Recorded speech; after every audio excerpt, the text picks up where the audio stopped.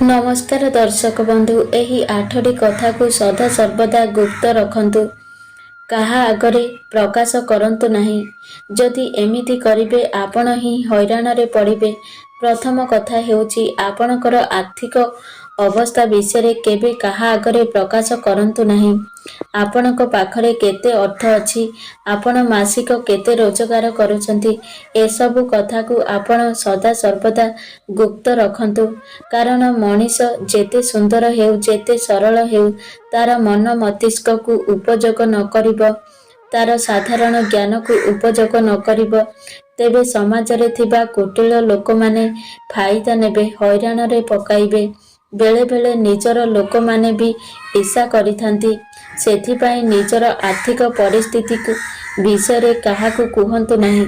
द्वितीय कथा हेउची आपणक जीवन रे कौनसी भी अंतरंग जिनिस अछि, जेमि काहाकू भल पाइबा, काहा सह संबंध, काहा सहित जदि आपण प्रेम बंधन रे बांधी होइचंती, से समस्त जिनिस सदा सर्वदा गुप्त रखंतु। कारण आजिर दुनिया रे 90% लोक उपरे हसिकी कथा कहिथांती, किंतु पछरे तांकर गोटे कला छवि थाए। सेमाने ही आपणकू कष्ट देइथांती। ए दुनिया रे बहुत कम लोक बाहरिबे जिए प्रकृत रे आपणकू साहाय्य करिबे, आपणकू जीवन रे मार्गदर्शन देखाइबे, आपणकू ठीक कथा कहिबे। तेणु निज जीवन रे अंतरंग संबंध किछि अछि, अन्य आगरे प्रकाश करंतु नहीं। आपणक दुर्बलता, आपण दुर्बल होइजिबे। तृतीय कथा हेउची आपणक जीवन रे आपण कौन करिबाकू चाहुचंती, से जिनिस को आपण काहाकू भी प्रकाश करंतु नहीं। आपणक आसंता कार्य पंथा कौन हेबो, सेथिपाई निजे प्लानिंग करंतु आउ गुप्त रखंतु। एक कथा सर्वदा मने रखिथिबे। प्रथमतः निजर फ्यूचर प्लान विषय काहाकू कुहंती। आपणकर जिए विरोधी थाई पारे किंबा आपणकर जिए कॉम्पिटिटर थाई पारे, से आपणक ठारू सुंदर प्लान करी आपणकठू सफल होई पारे। द्वितीय हेउची जदि आपण प्रयास करू करू हारी जांती आउ असफल हुअंती, जेउ लोक आगरे कहिथिबे से आपणकू मजाक करिबे, नकल करिबे।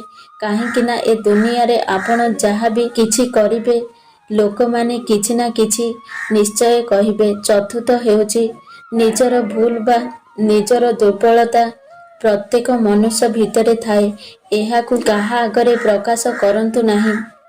प्रत्येक मनुष्य भितरे किछि ना किछि अभाव थाए, कमी थाए। जदि मनुष्य भितरे किछि अभाव रहिब नाही, ताहाले से प्रचेष्टा काहींकी करिब।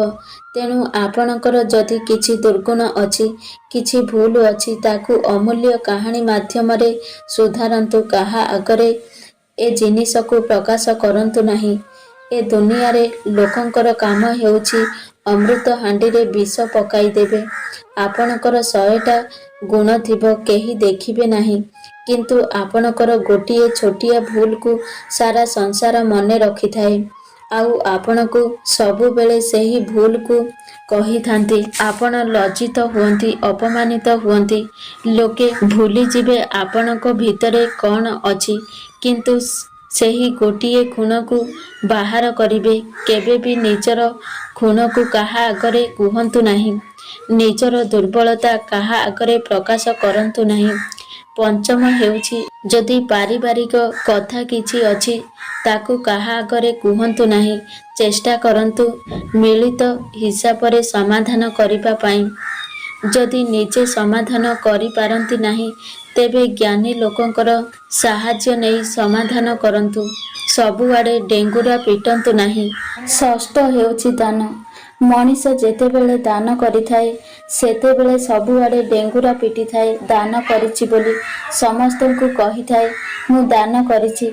मने रखंतु, दान सबुबेले गुप्त रहिबा कथा। दान करिकी अन्य आगरे गपिले आपणकर अहंकार बढ़े।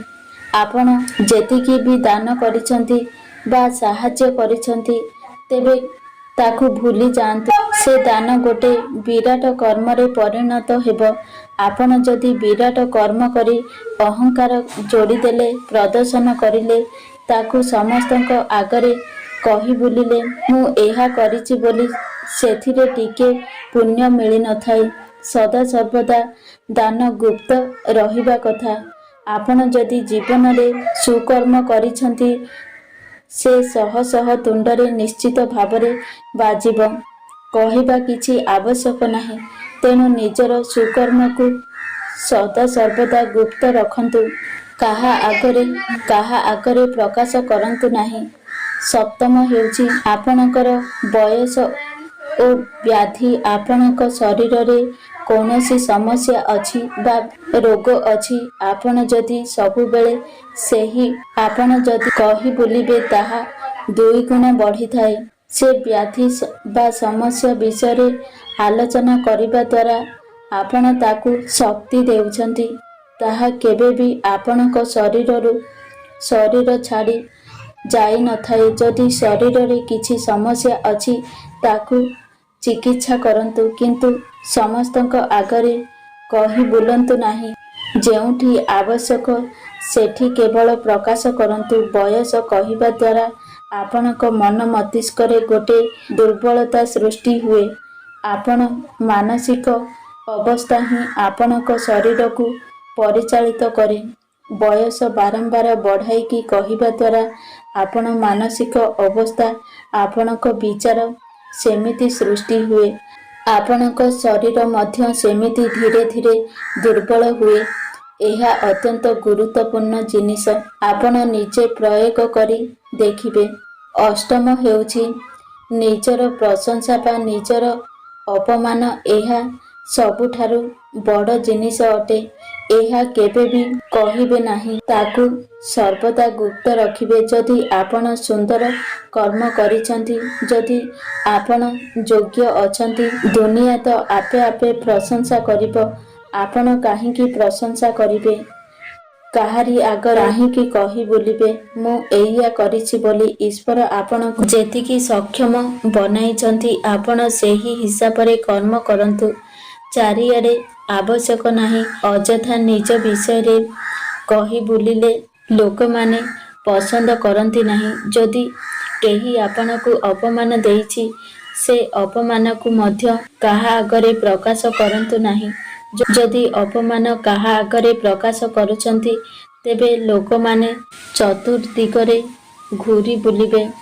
ଜୀବନ ଅଛି ମାନେ ଅପମାନ ମିଳିବ। ଆଉ ବେଳେ ବେଳେ ଛୋଟ ମୋଟ ଅପମାନ ବି ମିଳିପାରେ। ସେ ଜିନିଷକୁ ଭୁଲନ୍ତୁ ଆଉ ତାକୁ ସୁଧାରନ୍ତୁ। କୌଣସି ଜିନିଷକୁ ପ୍ରଚାର କରିବା ଆବଶ୍ୟକ ନାହିଁ।